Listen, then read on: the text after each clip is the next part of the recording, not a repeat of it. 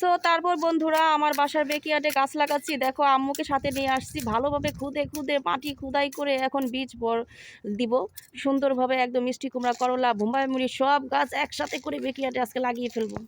So বন্ধুরা আমার বাসার বেকিয়ার্ডে ভালোভাবে মাটি খুদাই করে নিলাম।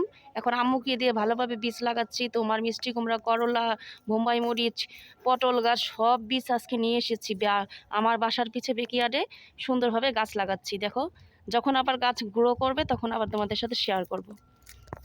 সো এদিকে আমার বাসার বেকিয়ার্ডে দেখো একদম জংলি গাছ দিয়ে ভরে গেছে। এগুলি আমাকে ক্লিন করেছিলাম গতবার। এখন আবার দেখো আবার এই জংলি গাছ হয়ে গেছে। কিছু কিছু সর্ষে গাছ লাগিয়েছিলাম, সর্ষে ফুল অলরেডি হয়ে গেছে। সো এখন এই যে বেকিয়ার্ডে সুন্দরভাবে মাটি খোদাই করে গাছ লাগানো হচ্ছে। সো বন্ধুরা সবুজ সবুজ ঘাসের মধ্যে এসে মনটা জুড়িয়ে গেল। ওদিকে আম্মু গাছ লাগাচ্ছে। সো আমি শসা গাছ লাগিয়েছিলাম, সেগুলি হলুদ হলুদ ফুলও ফুটে গেছে। একদম মন জুড়িয়ে যাওয়ার মতো একটা অবস্থা। তারপর বন্ধুরা এই দেখো আমার পুরা বিল্ডিং উপরে থেকে নিচ পর্যন্ত আমি নিচের বেসমেন্ট দিয়ে এসেছি। এই বেসমেন্ট দিয়ে আসতে হয় আমার বাসার বেকিয়ার্ডে।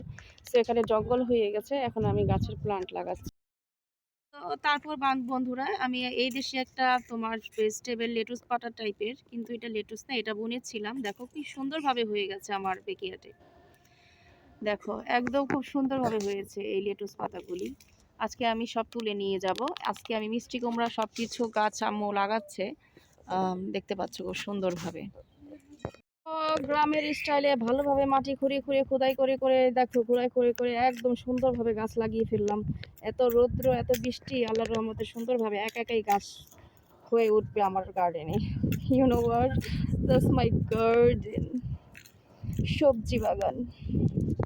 বন্ধুরা সুন্দরভাবে দেখো মাটি খনন করে বীজ লাগিয়ে ফেলেছি। এদিকে থানকুনি পাতা হয়েছে, সেগুলি উঠিয়ে নিয়ে যাচ্ছি অনবরায়। দেখো তারপর বন্ধুরা একটু জুম করে দেখাই, দেখো থানকুনি পাতা বুনেছিলাম, সর্ষে গাছ একদম হয়ে গেছে।